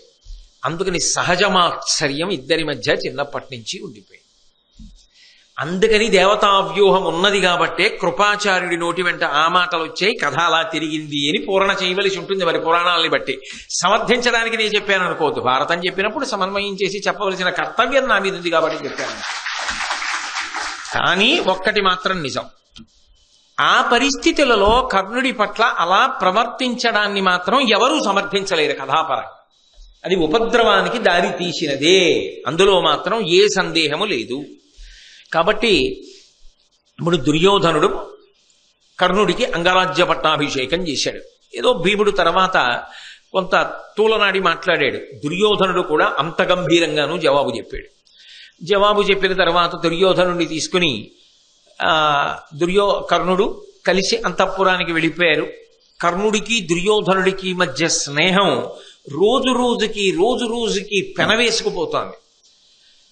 అవతల కృష్ణార్జునుల యొక్క స్నేహం సహజంగా పెనవేసుకుపోతుంది. ఎందుకంటే వాళ్ళిద్దరూ నరనారాయణులు అన్న విషయం భారతంలో ఒకసారి కాదు ఎన్ని మాటలో చెప్పారు. అది అవతార ప్రయోజనం, వాళ్ళిద్దరు అందుకు వచ్చారని. అందుకని వాళ్ళిద్దరూ ఎప్పుడూ కలిసే ఉంటారు. అంత సహజం వాళ్ళు. అనుకోకుండా కలిసి అంత పెనవేసుకుపోయింది వీళ్ళిద్దరి స్నేహం. ఇక్కడ పడింది బీజం. ఇంకా తర్వాత అది పెరుగుతోంది బాగా. ఎంత పెరుగుతోంది అంటే, ఒక్కొక్కసారి చూడండి, 2 చెట్లు పక్క పక్కన పుడతాయి. 2 చెట్లు పెద్దవవుతున్నప్పుడు ఈ కాండం కలుస్తాయి. కలిసిపోయిన తర్వాత ఏమైపోతుందంటే 2 కాండములు ఏకమైపోతాయి. 2 కాండములు ఏకమైపోతే మీరు కొమ్మల్ని బట్టి చెట్టుని చెప్పాలి. ఇందులో ఈ చెట్టు ఉందని మీరు జ్ఞాపకం తెచ్చుకుంటే, మనందరం కూడా ఒకానొకప్పుడు ఆ నైమిషారణ్యానికి యాత్రకు వెళ్ళాం. అలా నైమిషారణ్యం యాత్రకు వెళ్ళినప్పుడు అయోధ్య హనుమ అని ఒక దేవాలయం దర్శనం కోసం మనం వెడుతున్నప్పుడు ఒక ఆశ్చర్యకరమైనటువంటి వృక్షాన్ని చూసాం. దాని మొదలే పెద్ద మొదలు, ఎంత పొడుగైన చేతులున్నవాడు దాన్ని కౌగిలించుకోలేడు, అంత పెద్ద మొదలు చూస్తే ఒక చెట్టు అనుకుంటాం, కానీ చెట్టు పైకి చూస్తే 5 చెట్లు ఉంటాయి. 5 చెట్లు, ఆకులు కూడా తేడా కనపడతాయి, కొమ్మలు తేడా కనపడతాయి, కాండం ఒకటే. అంటే 5 చెట్లు తర్వాత కలిసి ఒకటైపోయి. పైకి చూస్తే తేడా చెప్పాలి తప్ప కింద చూస్తే తేడా చెప్పడం సాధ్యం కాదు. 2 అంతగా ఒకటయ్యాయి. అంతగా ఒకటైపోవడం హఠాత్తుగా ఒక రోజులో జరగదు. దేని కాండం దానికి పెరిగిపోతూ దగ్గరైపోయి కలిసిపోయి ఇప్పుడు అసలు విభజించడానికి వీలు లేని రీతిలో అయిపోయి. కర్ణదుర్యోధనులు అలా అయిపోయారు తర్వాతి కాలంలో. అసలు వాళ్ళిద్దరినీ విభజించడానికి వీల్లేదు. కర్ణుడిప్పుడు దుర్యోధనుడు సంతోషించాలని కోరుకుంటాడు, దుర్యోధనుడిప్పుడు కర్ణుడు ఉన్నాడని ధైర్యంతో బతుకుతాడు. అది వాళ్ళిద్దరి మధ్య అటువంటి గొప్ప స్నేహబంధం ఏర్పడింది. ఇంత గొప్ప కర్ణుడు దుర్యోధనుడి పక్కకి చేరడం ధర్మానికి పెద్ద ప్రశ్న వేసింది, దుర్యోధనుడికి ధైర్యం ఇచ్చింది, భారత యుద్ధానికి కారణమై. మళ్ళీ వీళ్ళు ఎప్పుడు కలుసుకున్నారు అంటే రెండు మానులు ఎంత బాగా తుక్కుపోయాయో తెలుసుకోవడానికి అవకాశం ఇచ్చేట్టుగా కలిశారు. నేను వేప చెట్టు మామిడి చెట్టు పక్క పక్కన పెట్టి మీరు చూస్తూ ఉండండి, ఇవి రెండూ కలిసిపోతాయి అన్నాను అనుకోండి. మీరు ఒక గంట పోగానే వచ్చి నీ ముఖం ఎక్కడ కలిసిపోయాయి అంటే ఎలా కలుస్తాయి? ఓ 5 ఏళ్ళు పోయాక వచ్చి చూస్తే కలుసుకుంటాయి రెండు. అందుకే భారతంలో కూడా వీళ్ళిద్దరూ ఎంత కలిసిపోయారో చూడాలి అంటే కొంతకాలం అయిపోయాక కలిశారు. ఎంత కలిసిపోయారో కనబడుతుంది. దాని మధ్యలో కథ ఎంతో నడిచిపోయింది భారతంలో. ఆ తర్వాత లక్క ఇంట్లో పెట్టారు, పాండవుల్ని కాల్చేశామనుకున్నారు, చంపేశామనుకున్నారు, వాళ్ళు దైవానుగ్రహం చేత బయటపడిపోయారు, బ్రాహ్మణ వేషాలు వేసుకున్నారు, ఏకచక్రపురంలో తిరిగారు, రాక్షస సంహారం చేశారు, భీముడు హిడింబని పెళ్లి చేసుకున్నాడు, ఘటోత్కచుడు పుట్టేశాడు, వ్యాస మహర్షి వెళ్ళి దర్శనమిచ్చారు, ఎవరో వచ్చి చెప్పారు, అవతల ద్రుపద మహారాజు గారు యజ్ఞం చేశాడు, యాజ్ఞసేని ద్రౌపదీదేవి ఆవిర్భవించింది, అర్జునుడికి ఇచ్చి పెళ్లి చేయాలనుకుంటున్నాడు, ఆవిడికి స్వయంవరం అన్నారు. పాండవులు బయలుదేరి పాంచాలపురానికి వస్తుండగా ఒక గంధర్వుణ్ణి ఓడించారు, ధౌమ్యుణ్ణి పురోహితుడిగా స్వీకరించారు. ఆ బ్రాహ్మణ వేషాలతోనే స్వయంవర మంటపానికి వచ్చారు. అనుకోకుండా అక్కడ స్వయంవర మంటపంలో పాండవుల్ని ఎవ్వరూ గుర్తుపట్టలేదు. కానీ 5 అక్కడ ఉన్నారు. కానీ దుర్యోధనుడి దృష్టిలో పాండవులు చచ్చిపోయారు. పాండవులు చచ్చిపోయారనుకున్న దుర్యోధనుడికి కర్ణుడితో అవసరం ఉందా? అర్జునుడు చచ్చిపోయాడుగా ఆయన దృష్టిలో. ఇంకెందుకు కర్ణుడు? అయిపోయిందిగా స్నేహం. ఇంక ఇప్పుడు పెద్ద స్నేహం ఉంటే ఏమిటి, లేకపోతే ఏమిటి అని వదిలేయలేదు కర్ణుడు. పోన్లేదు, ఆ పరిస్థితుల్లో ఆయనతో స్నేహం చేశాం, మనం పరిశీలిస్తున్నాం, తెలియదు దుర్యోధనుడు ఎటువంటి వాడో, ఇంకా మనకెందుకు లేదు, దూరంగా జరిగిపోదాం అని కర్ణుడు అనుకోలేదు. వాళ్ళిద్దరి స్నేహం అలాగే కొనసాగింది. అంటే వాళ్ళు ఒక ప్రయోజనానికి ముందు కలుసుకున్న తర్వాత వాళ్ళ మధ్య విడదీయరాని అనుబంధం ఏర్పడింది. అంటే స్నేహం విషయంలో దుర్యోధనుడు కర్ణుడితో అంత స్నేహంగానూ ఉన్నాడు. కర్ణుడు ఆ స్నేహాన్ని అలా కొనసాగించాడు. అది గొప్ప బంధం అయిపోయింది. అంత బంధం అయిపోయింది అనడానికి గుర్తు ఏమిటంటే వాళ్ళు పాండవులు బతికున్నారన్న విషయం దుర్యోధనుడికి తెలియకపోవడమే. ఎప్పుడు తెలిసింది? మత్స్యయంత్రాన్ని అర్జునుడు కొట్టిన ఏడాది తర్వాత తెలిసింది. అప్పటి వరకు తెలియదు దుర్యోధనుడికి. అంటే నిజానికి ఆ ప్రయోజనం అయిపోయిందని కర్ణుడిని వదలలేదుగా. అంటే స్నేహం వరకు మాత్రం కర్ణ దుర్యోధనుల మధ్య గొప్ప స్నేహబంధం ఉంది అని అంగీకరించకుండా ఉండడానికి కారణం ఏముంది భారతంలో?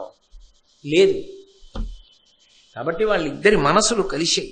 స్నేహానికి సంబంధించినంత వరకు ఎప్పుడూ కర్ణుడు మనసులో ఏం కోరుకుంటాడంటే దుర్యోధనుడు సంతోషంగా ఉండాలి. ఎప్పుడో ఉపకారం చేశాడు కాదు, ఆయన కృతజ్ఞత అంతే. అది కర్ణుడి విషయంలో గొప్ప గుణం. నాకు అందు ఉపకారం చేశాడు, ఆ ఉపకారం చేయడం వల్ల నేనేం బాగుపడుతున్నాను, ఈ దుర్యోధనుడితో అంటకాగవలసి వస్తోంది అని ఆయన జీవితంలో విసుక్కుని దుర్యోధనుడిని వదిలేద్దాం అనుకున్న సందర్భం లేదు. నిజంగా చెప్పాలి అంటే దుర్యోధనుణ్ణి వదిలేస్తే అఖండ భూమండలానికి రాజయ్యే అవకాశం వచ్చింది. దుర్యోధనుడితో ఉన్నాడు అనుకోండి, ఏమవుతాడు కర్ణుడు?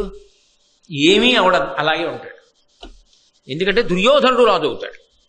దుర్యోధనుడిని వదిలి పాండవుల వైపుకి వెళ్ళిపోయాడు అనుకోండి, కృష్ణుడు చెప్పాడు నువ్వే అబ్బాయి పెద్ద కొడుకువి అన్నాడు, కుంతి చెప్పింది నువ్వే అబ్బాయి పెద్ద కొడుకువి అంది, కృష్ణుడు మాట ఇచ్చాడు నువ్వు పాండవుల వైపుకి వచ్చేస్తే నీకే పట్టాభిషేకం అన్నాడు. విని వెళ్ళిపోయాడు అనుకోండి, దుర్యోధనుడు ఏమైపోతాడు కాసేపు వదిలేయండి, ఎందుకంటే ఏమైపోతాడు అందరికీ తెలుసు. కానీ కర్ణుడు చక్రవర్తి అయిపోతాడు. అలా అవుతాడని తెలిసి వదిలాడా దుర్యోధనుణ్ణి? వదలలేదు కర్ణుడు. అర్జునుడు చచ్చిపోయాడు కదా అని దుర్యోధనుడు వదిలాడా కర్ణుణ్ణి? వదలలేదు. స్నేహం విషయం వరకు మాత్రం అవసరంతో మొదలైన స్నేహం అవసరాలతో సంబంధం లేకుండా నిలబడిపోయింది. స్నేహాన్ని స్నేహంగా పవిత్రంగా చూడవలసి వస్తే దానికి నేను వంక పెట్టలేను. ఎందుకంటే అది ఒక అవసరంతో ప్రారంభమైన తర్వాత అలా కొనసాగింది, అది అలా నిలబడింది చరిత్రలో. కర్ణదుర్యోధనుల స్నేహం అంటే కర్ణదుర్యోధనుల స్నేహంగానే నిలబడేది.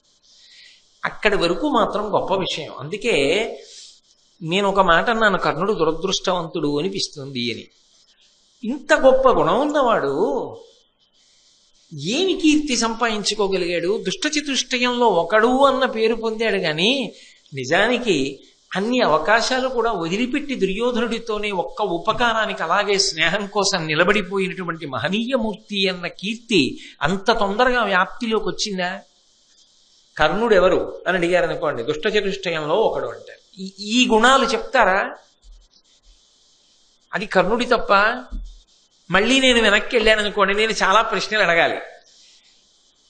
వీడు నా కొడుకు అని కుంతి చెప్పుంటే, వీడు నా కొడుకు అని సూర్యుడు చెప్పుంటే, తెలిసున్న భీష్ముడు చెప్పుంటే, తెలిసున్న కృష్ణుడు చెప్పుంటే కథ ఎలా ఉండేదో ఎవరూ చెప్పలేదుగా. ఎవరి స్వార్థం వాళ్ళు చూశారు కథాపరంగా. అయితే చివరికి పోయిన వాడెవరు? కర్ణుడు కదా. అపకీర్తిని మూట కట్టుకుని నెత్తి మీద పెట్టుకుపోయాడే మహానుభావుడు. మరి దురదృష్టవంతుడు అని మనసుని సరిపెట్టుకోకపోతే ఏమని సరిపెట్టుకోవాలి ఇంకా భారతంలో? అందుకే కర్ణుడు లేని భారతం లేదు అనడానికి కారణం అదే. మీరు ఎన్ని కోణాల్లో చూస్తే కర్ణుడు అన్ని కోణాల్లో కనపడతాడు. కానీ అంత మాత్రం చేత అన్ని వేళలా కర్ణుడు మంచివాడే, దుష్టచతుష్టయంలో ఒకడని చెప్పడానికి యోగ్యత లేనివాడని మాత్రం నేను అన్నాం. అలాగా అనవలసిన సందర్భాలు ఆయనే కల్పించుకున్నాడు. ఎందుకని అంటే దురదృష్టం అంతే, అలాగే తిరిగిపోయింది ఆయన జీవితం. అది అనుకోలేదు. ఎందుకనంటే అల్లుకున్నది అది. ఒక తీగ ఉందండి, ఆ తీగ నిటారుగా ఉన్న స్తంభాన్ని అల్లుకుంది. అల్లుకున్న తీగ ఏమో దాని అదృష్టం బాగుంటే అది చుట్టూ వంకర తిరగక్కర్లేకుండా ఇలాగే పైకెక్కునేమో, ఏదో దానికి ఉన్న చిన్న బుడిపిల్లు పట్టుకుని పైకెక్కునేమో. అది అల్లుకున్నదే వంకర టింకర కొమ్మని. వంకర టింకర కొమ్మని అల్లుకున్న తీగ వంకర టింకరగానే ఉంటుంది. వంకర టింకరే దుర్యోధనుడు. కర్ణుడు ఎలా రుజుత్వంతో ఉంటాడు? ఇంకా అల్లుకున్నది ఆయనతో ఏ కారణానికైనా. అలా అల్లుకోవలసిన పరిస్థితి వచ్చింది. ఎందుకు వచ్చింది అంటే దానికి ఆయన ఒక్కడే కారణం కాదు, చాలా మంది. ఆ సందర్భంలో ఇంత నేను తలకొట్టుకు చెప్పవలసి వచ్చింది. కృపాచార్యుల వారి మాట కూడా వెనక దేవతా వ్యూహం పక్కన పెడితే ఇంతమంది కారణంగా ఆయన దురదృష్టవంతుడు చివరికి అయిపోయాడా లేదా? ఇన్నిటికీ మూల బీజం కన్యాగర్భం. ఇంత ప్రమాదహేతుస్మ చెప్పడం భారతం యొక్క ఆంతర్యం. అందుకే భారతం ఎంతో పూర్వాపర విమర్శ చేస్తే తప్ప ఒక పట్టాన అందేటటువంటి అమృతం కాదది. కానీ అందుకే వింటే భారతం వినాలి అన్న సామెత ఎందుకు వచ్చిందంటే నిజంగా భారతం వింటే ఓ ఇలా ఉండకూడదా, ఒక్కొక్కసారి ఒక మాట ఇంత తిప్పుతుందా, ఇన్ని మలుపులు వస్తాయా, భారతం అంటే ఇలా ఉంటుందా, జీవితం అంటే కూడా అలాగే ఉంటుందా అని కృపాచార్యులు వారు అనుకున్నాడా? ఏదో మంచిగా అన్నాను అనుకున్నాడు. ఎంత తిరిగింది మాట అంతే. ఒక్కొక్కసారి మంచిగా అన్నామని మనం అనుకుంటాం, కానీ అది ఎంత మలుపులు తిరుగుతుందో ఎవరికి ఎరుక. కాబట్టి భారతం జీవితాల్ని ఆవిష్కరించి చూపిస్తుంది. మళ్ళీ ఎక్కడ కలుసుకున్నారు అంటే ద్రౌపదీదేవి యొక్క స్వయంవర మంటపంలో కలుసుకున్నారు. అక్కడికి వచ్చినప్పుడు పాండవులు చచ్చిపోయారన్న అభిప్రాయంతో దుర్యోధనుడు ఉన్నాడు. వాళ్ళు బ్రాహ్మణ వేషాల్లో ఎదురుగుండానే ఉన్నారు. అది వాళ్ళకి భగవద్ అనుగ్రహం. ఏమంటే వేషం కడితే మాత్రం తెలియడండి. భీముడు వేషం కడితే గుర్తుపట్టలేకపోయామండి అంటే ఎవడైనా నమ్ముతాడా? అర్జునుడు వేషం కడితే తెలియలేదండి అంటే ఎలాగా చెప్తారు చెప్పండి? ఏదో మనకి చలనచిత్రాల్లో ఏదో ఒక్కొక్కసారి కథానాయకుడు వేషం మార్చుకుని కొంచెం భాష ఒకటి మార్చి మాట్లాడతాడు.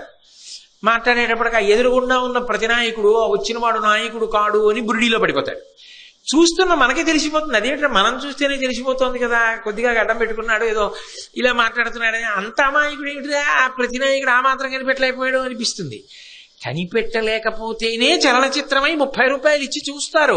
అలా కనిపెట్టించకుండా వాడు మాత్రం ఏం చేయగలడు? ఆ నాయకుడు అలాగే ఉంటాడు. ఆయన్ని ఏం చేసినా ఆయన తేజస్సు అంతే. ఆయన్ని మీరు ఎంత ఎలా అలంకారం చేసినా ఆయన తేజస్సు అలా బయటపడిపోతాడు.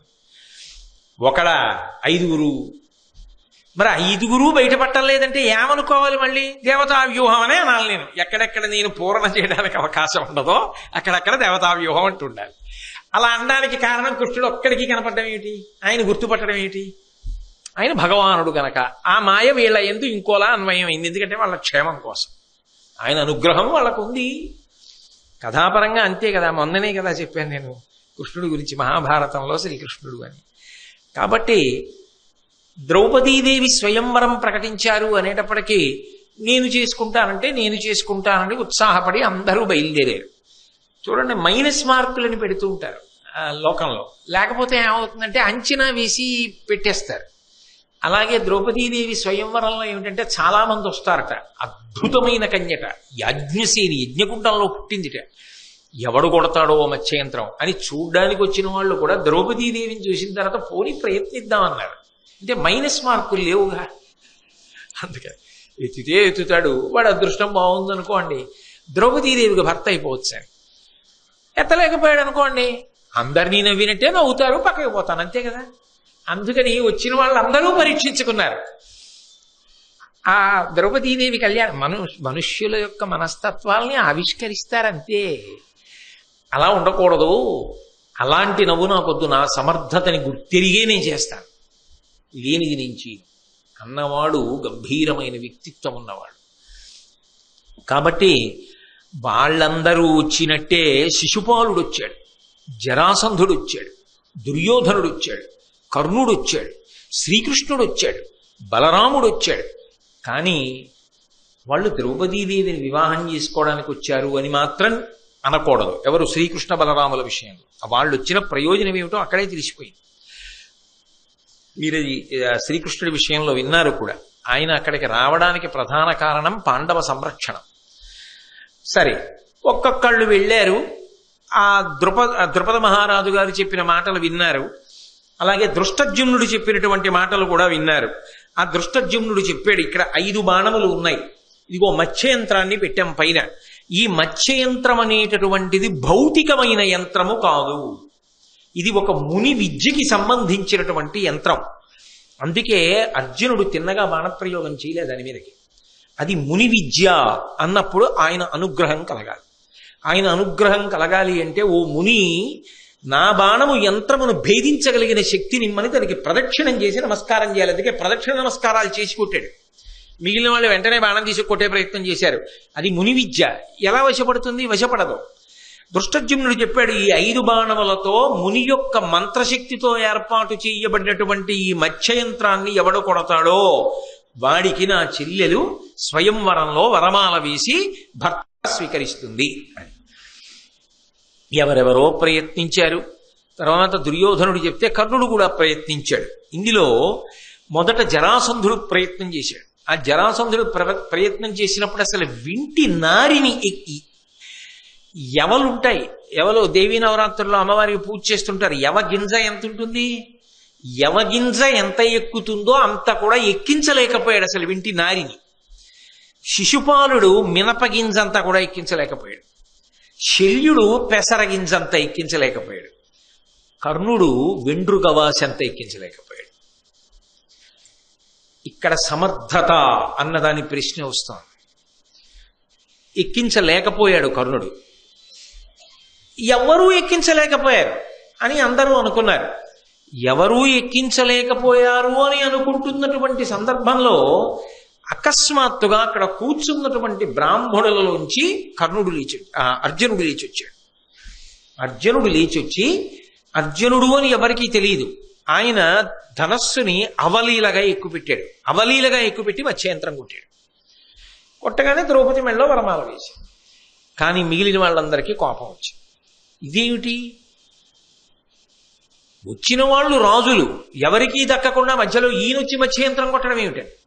మిగిలిన వాళ్ళు మత్స్యయంత్రం కొట్టాడు, ఆమె వరమాల వేసింది, వాళ్ళు చెప్పినట్టుగా జరిగింది అని ఊరుకున్నారు. కానీ దుర్యోధనాదులు అలా ఊరుకోలా, యుద్ధానికి సిద్ధపడ్డారు. ధర్మరాజు, నకులుడు, సహదేవుడు భీమార్జునులకు విషయాన్ని అప్పచెప్పి వెళ్ళిపోయారు. ఎందుకంటే 5గురు అక్కడ ఉంటే తెలిసిపోతుందనుకున్నాడో ఏమో ధర్మరాజు. 2 ఉంచి 3 వెళ్ళిపోయారు. 2 యుద్ధం చేస్తున్నారు భీష్మార్జునుడు. చేస్తున్నప్పుడు జరాసంధుడితోనూ శల్యుడితోనూ యుద్ధానికి వెళ్ళాడు భీముడు, ఎందుకంటే వాళ్ళు మల యుద్ధం చేస్తారు. కర్ణుడు విలువిద్యా ప్రదర్శనం చేస్తాడు, చేతిలో ధనస్సు పట్టుకుంటాడు. ఎదురుగుండా ఉన్నవాడు అర్జునుడు అన్న విషయం కర్ణుడికి తెలియదు. ఇప్పుడు తెలియకపోయినా అవకాశం వచ్చిందా లేదా? కాదనలేని సత్యం కదా. ఇప్పుడు అక్కడ కృపాచార్యులు వారు లేరు కాబట్టి యుద్ధం ఆపరు. ఒక్కసారి మొదట ఆపారు. జరిగితే ఏమయ్యుండేదో, ఎవరు గెలిచేవారు అన్న ఉత్కంఠ ఒకటి ఉండిపోతుంది కదా మనకి. ఇందులో మీరు సహజంగా ఆలోచన చేస్తే కర్ణుడికి సాధన చేసుకునే అవకాశం ఉంది ఇన్నాళ్ళు.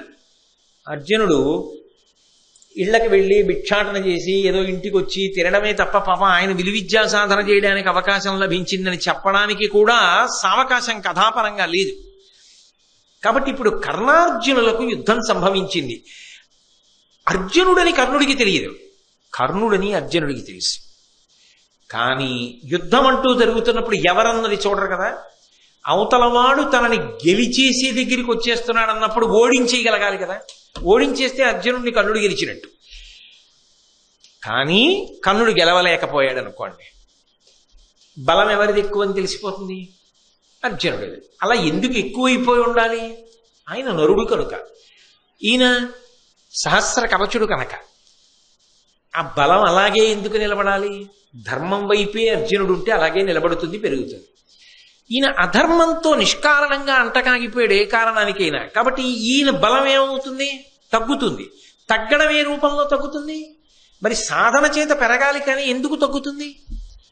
శాపముల చేత తగ్గిపోతుంది. అంటే కాలము కలిసి రాదు, ప్రయత్నం ఉంటుంది, కాలము కలిసి రాదు.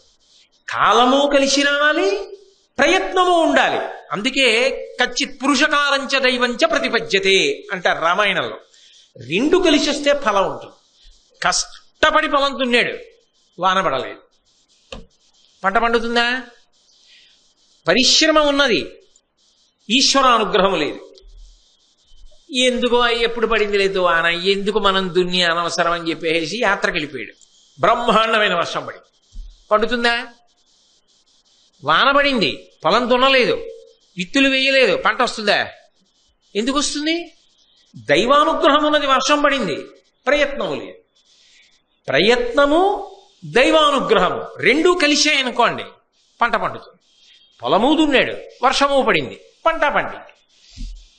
ప్రయత్నం ఉన్నది కర్ణుడి వైపు నుంచి, ఈశ్వరానుగ్రహము రాదు. ఎందుకని? దుర్యోధనుడితో ఉన్నాడు. ఉండగా కర్ణుడి శక్తి పెరిగితే అర్జునుడు పడిపోతాడు. అర్జునుడు పడిపోతే ఇంకేముంది ధర్మం? నరుడి యొక్క అవతార ప్రయోజనం ఏమిటి ఇంకా? అందుకని తగ్గాలి. పరిశ్రమ చేసినా తగ్గిపోవాలి అంటే అది తగ్గిపోవడానికి కావలసినటువంటి పరిస్థితులు రావాలి. ఆ పరిస్థితులు ఏ రూపంగా వస్తాయి? ప్రతికూలమై ప్రయత్నములు పెరగడానికి ప్రయత్నిస్తే తరిగిపోయేటట్టుగా శాపాలుగా వస్తాయి. అదే కర్ణుడి జీవితంలో జరిగిపోయింది. ఆయన కావాలని జరిగిందా? ఆయన కావాలని వెళ్ళాడా దుర్యోధనుడి వైపు? దురదృష్టవంతుడు, అనుకోకుండా వెళ్ళిపోవలసి వచ్చింది. అదే అలా నిలబడిపోయాడు స్నేహధర్మంతో, కానీ శక్తి మాత్రం తగ్గిపోతూ వచ్చింది. కాబట్టి ఇప్పుడు ఇద్దరి మధ్య యుద్ధం ప్రారంభమైంది, కర్ణార్జునుల మధ్య. ద్రౌపదీ స్వయంవర ఘట్టంలో కర్ణుడు యుద్ధం ప్రారంభం చేస్తూ అర్జునుడితో, కురుపతి సూడగ కర్ణుడు నరుదాకెను, శల్యుడనిలనందను తాకెన్, సరభసమున విస్మయమందిరి ధరణి దేవ మనుజ దేవ ప్రబరుల్. శల్యుడితో భీముడు యుద్ధం చేస్తున్నాడు, కర్ణుడితో అర్జునుడు యుద్ధం చేస్తున్నాడు. వేషాలు మాత్రం బ్రాహ్మణ వేషాలతో ఉన్నారు. కాబట్టి సభలో ఉన్న వాళ్ళు ఆశ్చర్యపోయి, ఇదేమిటిరా వీళ్ళు మంత్రం చెప్పడం మానేసి యుద్ధాలు మొదలెట్టారు, అయ్యో ఇదేమిటి ఆశ్చర్యంగా ఉందని అందరూ తెల్లబోయి చూస్తున్నారు. అలా తెల్లబోయి చూస్తూ ఉంటే కర్ణుడు అర్జునుడిని ఉద్దేశించి అన్నాడు, వీరుడగు నరునియేయు అపార శరావళుల నడుమ వారింపంగానే రక ఏటుడిగి మహాశూరుడు రాధేయుడు ఇంద్రజునకిట్లనియన్. అర్జునుడు వేసేస్తున్నటువంటి బాణములను మధ్యలో ఆపలేక కర్ణుడికి శక్తి సరిపోలేదు. యుద్ధంలో అర్జునుడిని నిగ్రహించలేకపోయాడు. నిగ్రహించలేక అర్జునుడి వంక తిరిగి ప్రశ్న వేశాడు. నా ఎదుర చక్కనై అనిసేయగా భార్గవునకును శచీవరునకును కౌంతేయుడగు విజయునకు కాక ఆయత భుజశక్తి ఒరుల కలవియ ధరణి. ఎవరయా నువ్వు? నాతో యుద్ధం చెయ్యగలిగిన వాళ్ళు, నా ఎదురుగుండా నిలబడగలిగిన వాళ్ళు ముగ్గురే. ఒకటి, నిలబడితే మహానుభావుడు ఉన్నాడే పరశురాముడు నిలబడి యుద్ధం చెయ్యాలి నాతో. ఎందుకని పరశురాముడికి శిష్యరికం చేశాడు తర్వాతి కాలంలో. పరశురాముడి మీద గౌరవం అప్పుడే ఉంది కర్ణుడికి. పరశురాముడు అంతటి విలుకాడు, ధనుర్వేదం అంతా తెలిసిన్నవాడు, ద్రోణాచార్యుల వారికి ఇచ్చాడు కదా. కాబట్టి అంతటి ధనుర్వేద విద్యాపారంగతుడైనటువంటి పరశురాముడు నా ఎదురుగుండా నిలబడి యుద్ధం చెయ్యగలడు.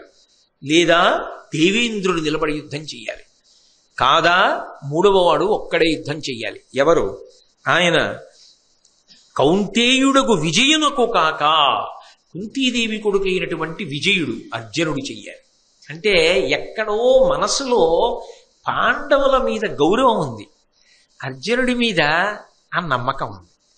అది అర్జునుడిగా ఎదురుగుండా లేడు కాబట్టి అన్నాడు. అర్జునుడుగా ఉంటే అండం. ఎందుకనడు అంటే మనసులో ఎక్కడో ఆయన వేరు, ఆయన జీవన విధానం వేరు అని తెలుసు. కానీ పక్కవాడు ఉంటే ఎదురుగుండా ఆయనున్న ఒప్పుకోడు, ఆయన్ని తక్కువ చేసే మాట్లాడతాడు. అది మాత్సర్యం కాకపోతే ఇంకోటి ఎందుకు అవుతుంది? అప్పుడు దాన్ని ఆ పేరుతో కాకపోతే ఏ పేరుతో పిలుస్తారు? అది లేకపోతే భారత యుద్ధం ఎలా నడుస్తుంది? కాబట్టి అది అలా ఉండిపోవాలంతే. అంటే నిజానికి కర్ణుడి మనస్సులో సదభిప్రాయం ఉందా లేదా? ఉంది. అర్జునుడు నాతో నిలబడి యుద్ధం చెయ్యగలడు, నువ్వేం చేస్తావు అంటాడు. ఎదురుగుండా కనబడితే మట్టు పెట్టేస్తానంటాడు. ఏ మాటకైనా అలా అనాలి. కానీ నాతో ఇలా నిలబడి చేస్తే అర్జునుడు చెయ్యాలంటాడు. ఎదురుగుండా అర్జునుడే ఉన్నాడని తెలియకంటున్నాడు ఈ మాటలో. ఎదురుగుండా ఉన్నవాడు అర్జునుడిని యుద్ధం చేస్తూ కూడా గుర్తుపట్టలేకపోయినా అలా బాణాలు వేస్తుంటే అంటే దైవానుగ్రహం ఎటుంది అని చెప్పడానికి మళ్ళీ ఇంతకన్నా పెద్ద ప్రసంగాలు అవసరమా? ఎటు దైవానుగ్రహం ఉంటుందో అటు విజయం ఉంటుంది అని చెప్పడానికి మళ్ళీ పెద్ద ప్రసంగం కావాలా? కాబట్టి ఒరుల కలవీయ ధరణిన్, ఈ ముగ్గురులో ఇంకొకటి ఎవడైనా నాతో యుద్ధం చేయగలడాయా అని అర్జునుడిని తెలిస్తే ఇంత పెద్ద కితాబ్ ఇవ్వడు. తెలియక సంతకం పెట్టేస్తున్నాడు. పెద్ద కితాబ్ ఒకటి ఇచ్చేస్తున్నాడు, ఒక ధృవపత్రం ఒకటి బహూకరించేశాడు. ఆ తర్వాత తెలిసి సంతకం పెట్టిన వేళ్లు పీకేసుకుంటాడు. నీవు అప్రాకృత బలుడవు, నీ విక్రమమునకు విల్లు నేర్పునకు మహీదేవకులోత్తమా మిచ్చితి, నావుడు పార్థుండు కర్ణునకు ఇట్లనియన్. అర్జునుడితో అన్నాడు, నీ బలం సామాన్యమైన బలం కాదు, అప్రాకృత బలుడవు.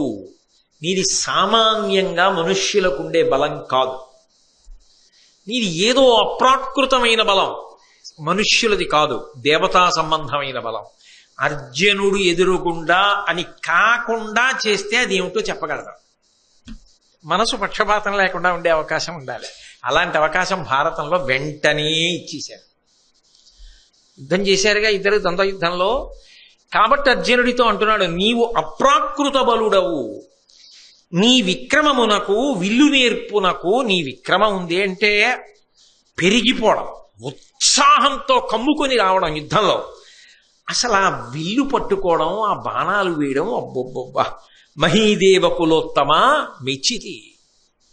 బ్రాహ్మణుడు అనుకుంటున్నాడు, అందుకని మెచ్చుకున్నాను.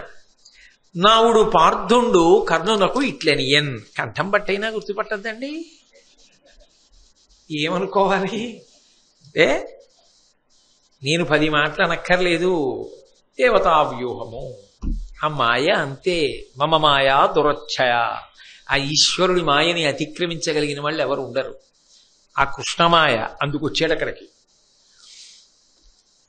అర్జునుడు అన్నాడు, ఏను నీ చెప్పిన వారి లోపల ఎవ్వడగాను, కానీ నే సర్వశాస్త్రాస్త్ర విద్యలగడు ప్రసిద్ధుండా, భూనుత బ్రహ్మతేజోధికుడా, నిన్ను పోరిలో నోర్వగానున్న వీరుండా, ఒండు తక్కిలోగక చక్క నిలుము. బాహ్యంలో ఈ పద్యం జరిగితే ఒకలా అర్థం వస్తుంది, ఇంకోలా జరిగితే ఇంకో అర్థం వస్తుంది. నువ్వు చెప్పిన వాళ్ళలో నేను ఎవరినీ కాను, కానీ సమస్త అస్త్రశస్త్ర విద్యలు నాకు తెలుసు, నాకు బ్రహ్మ తేజస్సు ఉంది. కాబట్టి నిన్ను యుద్ధంలో ఓడించడం నాకు పెద్ద విషయం కాదు. మాటలెందుకు, బాణాలి. ఇది ఎవరు ఎప్పుడన్నమాట. ఇప్పుడు ఎవరంటున్నారు? ఎవరు అమ్మో చాలా గొప్ప యుద్ధమో, నువ్వే సామాన్యుడుగావు అప్రాకృత బలుడు అని అంటున్నవాడు ఎవరు? మారేయా స్థానాలు అని అర్జునుడు అన్నాడు. అయితే ఇక్కడ ఒక అనుమానం వస్తుంది. అసలు ఏం మాట్లాడుకుంటే ఊరుకుంటే గొడవ వెళ్ళిపోతుంది కదా. ఏను నీ చెప్పిన వారి లోపల ఎవ్వడగాను, నువ్వు చెప్పిన వాళ్ళల్లో నేను ఎవరినీ కాను అని చెప్పడంలో ఖచ్చితంగా అబద్ధం చెప్పాడా లేదా? అబద్ధం చెప్తే మరి తేజోక్షేమే కదా. అలా ఎందుకు అసలు అన్నావు? నవ్వి ఊరుకుని బాణాలు ఇస్తే గొడవ వెళ్ళిపోవాలా ఎందుకు అన్నట్టు? కానీ దీన్ని విరిచి అనండి. ఏను నీ చెప్పిన వారి లోపల ఎవ్వడగాను, నువ్వు చెప్పిన వాళ్ళల్లో నేను ఎవరిని కానని నువ్వు అనుకుంటున్నావు. సరిపోయిందిగా. అర్జునుణ్ణి వాక్యాన్ని కొద్దిగా తిప్పితే అబద్ధం ఎక్కడ అన్నాడు? నిజమే అన్నాడు. అలా కాకుండా అనండి, నేను ముగ్గురులో ఎవరినీ కాను. కర్ణుడికి అలా అర్థమైంది, అర్జునుడు ఇలా అంటున్నాడని లోకానికి అర్థం అవ్వాలి. ఆయనకి అబద్ధం దోషం ఎక్కడొచ్చింది? అది దైవానుగ్రహం. వాక్కుతో పాటు బాణం కూడా అలా నడవడం రెండు. కాబట్టి ఏను నీ చెప్పిన వారి లోపల ఎవడగాను, కాని నే సర్వశాస్త్రాస్త్ర విద్యలగడు ప్రసిద్ధుండా. నిజమేగా. భూనుత బ్రహ్మతేజోధికుడా, ఎన్ని వేల సంవత్సరాల తపస్సుంది నరుడిగా. ఎక్కడ అబద్ధం? నిన్ను బోరిలో ఓర్వగానున్న వీరుండా. నిజమేగా. కర్ణుడితో యుద్ధానికి ఆయన పుట్టాడు, అర్జునుడితో యుద్ధానికే ఈయన పుట్టాడు. అబద్ధం ఎక్కడుంది? ఒండు దక్కి లోగక చక్క నిలుము, ఇప్పుడు వదిలినా తర్వాత వదలను. నేను వదులుదామన్నా మన ఇద్దరిది వదులుకునే సంబంధం కాదు. ఇద్దరం ఎవరో ఒకళ్ళం వెళ్ళిపోయే వరకు ఇలా కొట్టుకోవలసింది. కాబట్టి యుద్ధంలో నిలబడి బాణాలు వేయి, మాటలెందుకు అన్నాడు అర్జునుడు. కానీ కర్ణుడు నిన్ను ఓడించడం సాధ్యం కాదు అని తన ఓటమిని అంగీకరించినట్లే వెళ్ళిపోయాడు. కాబట్టి అసలు అర్జునుడు ఎవరో తెలియని సందర్భం ఒకటి ఏర్పడితే, స్వేచ్ఛగా యుద్ధం చేయవలసి వస్తే, అర్జునుడు అని తెలియనప్పుడు కొంచెం భయపడడానికి అవకాశం తగ్గిపోతుంది కదా. ఇప్పుడు మీలో మహాభారతం 18 పర్వాలు ఔపోసన పట్టేసి పుస్తకం అక్కర్లేకుండా పద్యం చెప్పేయగలిగిన వాళ్ళు, దాని మీద వ్యాఖ్యానాలన్నీ చెప్పేయగలిగినటువంటి ఒక మహావిద్వాంసుడు నా ఎదురుగుండా కూర్చుని ఉన్నాడు అనుకోండి. అలా కళ్ళు మూసుకుని అన్నీ వింటూ ధ్యానంలో నాకెంత భయంగా ఉంటున్నప్పుడు. ఆయన అమ్మ బాబోయ్ కళ్ళు మూసుకుని ఎంత ధ్యానంతో ఎలా వింటున్నాడో అని, ఆయన యొక్క గొప్పతనం ఏమిటో సభలో అలా ముందు కూర్చొని అంత ధ్యానంతో అలా వింటుంటాడు ఆయన అని నాకు తెలిసిపోయింది అనుకోండి. నేను చెప్పగలనా? నేను చెప్పలేను. ఆయన ఎవరో నాకు తెలియదు అనుకోండి, నేను చెప్పగలను కదా. ఎందుకని? ఆయన ఎవరో నాకు తెలియదు కాబట్టి నాకు పనికొస్తుంది. ఆయన ఎవరో నాకు తెలిసిపోయింది అనుకోండి, నా కర్మ ఇదేవి, ఈయన వచ్చారు సభలోకి, ఏం చెప్తే ఏమొస్తుందో, వేరికి దిగిన తర్వాత అలా ఎలా చెప్పావు ఈ పద్యానికి, ఈ అన్వయం ఎలా చెప్పావు అని అడుగుతారేమో, లోపలికోసారి రాని అని వాక్య నిర్మాణంలో తడబాటు వస్తుంది కదా. నోట్లో అలా కళ్ళు మూసుకుని అలా ఆలోచిస్తున్నాడు, పక్కవాళ్ళు పొడిచినా బహిర్ముఖుడు అవ్వట్లేదు, ఎంత ధ్యానంలో ఉన్నాడో, నేను సరిగా చెప్తున్నానో చెప్పట్లేదు అని మనసులో ఒక భయం ఉంటుంది కదూ. అది ఆయన ఎవరో తెలియదు అనుకోండి, నాకు హాయిగా నా ధోరణిలో నేను చెప్పేస్తాను. వేదిక దిగిన తర్వాత ఆయన మహావిద్వాంసుడు, భారతదేశంలో ఇప్పటి వరకు భారతం ఆయనలా చెప్పిన వాడు లేడు అని పరిచయం చేశారనుకోండి, రేపు కూడా మీరు ఉంటారా అని అడుగుతారు కదా. కానీ కర్ణుడికి ఇప్పుడు ఆ ఇబ్బంది లేదు, అర్జునుడని తెలియదు. అర్జునుడికి ఆ ఇబ్బంది ఉంది, కర్ణుడని తెలుసు. అయినా గెలిచిన వాడు అర్జునుడు, అయినా ఓడిపోయినవాడు కర్ణుడు. ఎవరెక్కువ? ఇప్పుడు మరింత నిస్సందేహంగా శక్తి అర్జునుడిదే. ధ్రువపడిపోయిందా లేదా? ఖచ్చితంగా ధ్రువపడింది. అందులో సందేహం లేకుండా ధ్రువపడింది కదా. కాబట్టి ఆ ద్రౌపదీదేవి యొక్క స్వయంవర ఘట్టంలో అనుకోకుండా జరిగినటువంటి కర్ణార్జునుల యొక్క ద్వంద్వ యుద్ధంలో ఈ రీతిగా అర్జునుడు కర్ణుడి చేతిలో ఓడిపోవడం, తర్వాత వెళ్ళిపోవడం జరిగింది. ఆశ్చర్యం ఏంటంటే, నేను ఓడిపోయింది అర్జునుడి చేతిలో, నేను కితాబిచ్చి మాట్లాడింది అర్జునుడికి అని యథార్థానికి కర్ణుడికి తెలియదు. మనం వెళ్ళి అక్కడ ఓడిపోయింది పాండవుల చేతిలో అని దుర్యోధనుడు. కాబట్టి వాళ్ళు మనసు సరిపెట్టేసుకున్నారు. వాళ్ళు ఏవో మంత్రాలు అవి చదువుకున్నారు, ఏదో యుద్ధం చేశారు. పాండవులు గారు మన ఊళ్ళో ఓడిపోలేదు, గొడవ లేదు. అంతకా సరిపెట్టుకోవాలంటే అప్పుడు ఆ టైంలో ఆ మూడేదండి స్వయంవరానికి వెళ్ళామంటే. చూడండి లోకంలో ఆ మాట వాడితే మీరు తొందరగా పట్టుకుంటారని నేను ఆ మాట వాడాను. ఏమంటే అదే అలా పెలవంగా అలా చేశారు అంటే మూడ్ లేదండి. మూడ్ లేదండి అంటే అప్పుడు ఆ ఉత్సాహం లేదండి. ఏ స్వయంవరానికని వెళ్ళాము, ఏదో అకస్మాత్తుగా బాణాలు అట్టుకోదు 10 మంది ఏమిటా రాజులు పరుగు పోతోందంటే పట్టుకున్నాం, కానీ యుద్ధం చేయడానికి వెళ్ళామా ఏమిటి, ఏదో వచ్చేసాం. అర్జునుడని తెలిసి ఉంటేనా ఇంకో మారాకు, అప్పుడు అది అనడానికి వాళ్ళకి అవకాశం. అందుకే అదేమిటి అర్జునుడి చేతిలో ఓడిపోయావు కర్ణ అని దుర్యోధనుడు ఎప్పుడు అడగలేదు. ఎందుకు అడగలేదంటే అడిగినా ఇది కర్ణుడు అంటాడని తెలుసు. అర్జునుడా నిష్కారణంగా చంపేస్తే బ్రాహ్మణుడిని చంపేయవలసి వస్తుందని ఊరుకున్నానయ్యా అందుకని అడగలేదు. ఈయన అడిగాడు అనుకోండి, మరి భీముడిని నువ్వెందుకు గుర్తుపట్టలేకపోయావు, ఆయన గురించే రోజు అంత కదా యుద్ధం చేస్తామని కర్ణుడు అడిగితే, అందుకని తేలుకుట్టిన దొంగలు ఎక్కడ ఎవరు ఏ ప్రశ్న వేసుకోలేదు, ఊరుకున్నారు. కానీ ఆ కర్ణుడి మీద నమ్మకం పోకపోవడానికి కారణం ఏమిటంటే, అయ్యో ఇప్పుడు నేను మొదట చెప్పింది ఆ 2 విభాగాలు, ఆ విభాగం ఇందాక చెప్పే కదా, అర్జునుడు గెలిచాడు కాబట్టి అని కొన్ని కారణాలు చూపించా. అలా దుర్యోధనుడు ఆలోచించాడు అనుకోండి, అమ్మో ఇలా నమ్ముకుని మనం ఎందుకు వచ్చింది యుద్ధానికి వెళ్ళడం అని అనుకోవాలి కదా. అలా అనుకుండిపోయాడు అనుకోండి, భారత యుద్ధం ఎలా జరుగుతుంది. అందుకని జరగకూడదు. అలా ఆలోచన జరగకుండా ఉండాలి అంటే ఆ పరిస్థితుల్లో యుద్ధం ఏం చేస్తాడు తెలియదు కాబట్టి వదిలేశాడు. తెలిస్తేనా అనే దుర్యోధనుడు నమ్మాలి. అలాగే వెళ్ళింది అంతే. అలాగే అందుకే ఎన్ని మాటలు ఓడిపోయినా అదప్పుడు అలా జరగడానికి ఆ పరిస్థితి వేరు అనుకుంటూనే ఎన్ని మాటలు ఓడిపోయినా ముందుకెళ్ళిపోయాడు తప్ప ఇన్ని మాటలు ఓడిపోయాం కదా అని మాత్రం ఎప్పుడూ ఆగలేదు. అలా ఆగిపోతే భారత యుద్ధం ఎలా, ధర్మ సంస్థాపనం ఎలా? ప్రచోదయాత్, బుద్ధులు అలాగే ప్రచోదనం కావాలి. అది భారతం అంటే.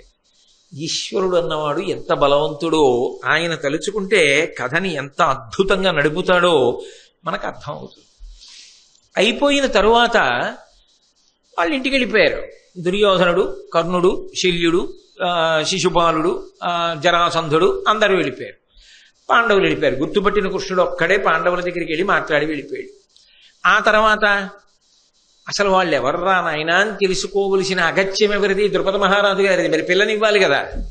అనుకోలేదు, కథ వేరుగా నడిచింది. మీరు అవన్నీ విన్నారు, మీకు తెలియనివి కావు.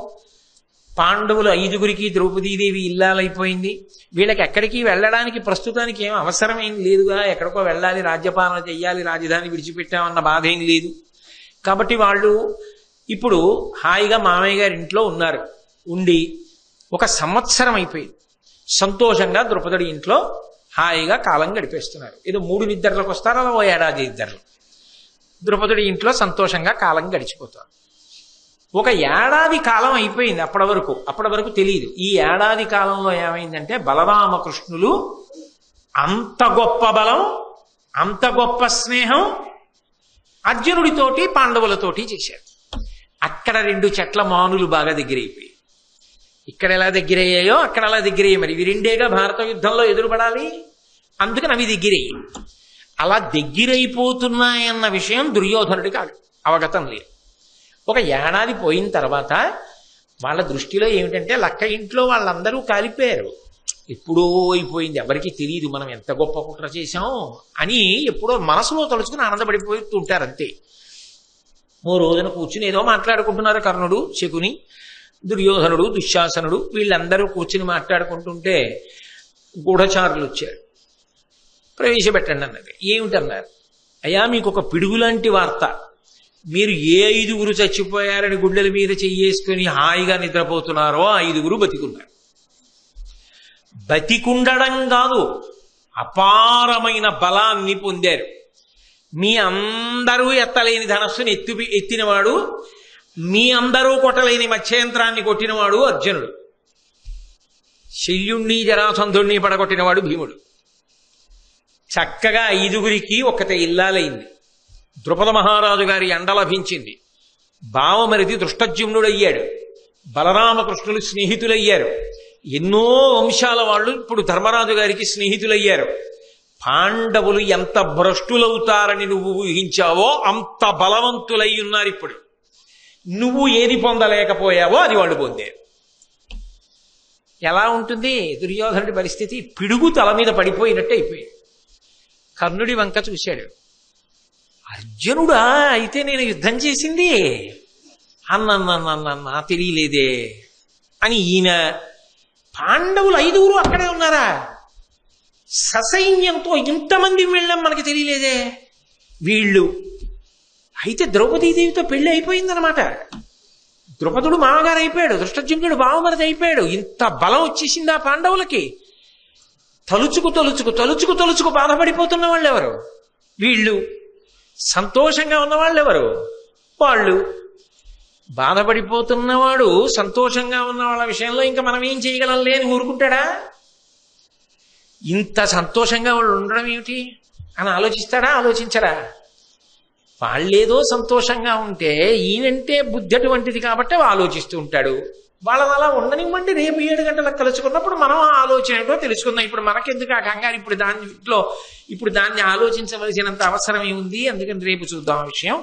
మంగళాశాసన పరై పదాచార్య పురోగమై సర్వైశ్చ పూర్వైరాచార్యై సత్కృతాయాస్తు మంగళం. మంగళం కోస